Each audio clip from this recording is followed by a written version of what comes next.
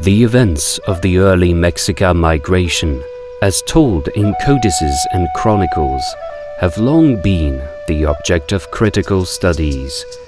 The first of these, made in the 18th century, tended towards a literal interpretation of the original accounts, partly symbolical or mythical in nature.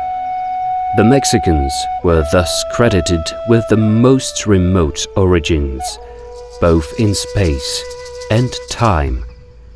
Following a more critical approach by 19th century historians such as Orozco y Berra, scholars then went to the opposite extreme, interpreting the tale of the migration as being nothing but mere myth.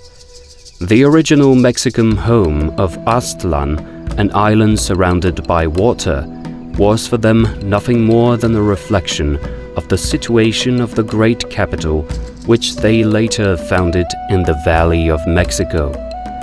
Students of the subject were thus left to wonder whether the Mexican homeland was to be sought in Mexico City itself or nearly 2,000 miles away in distant California, mentioned in certain early texts.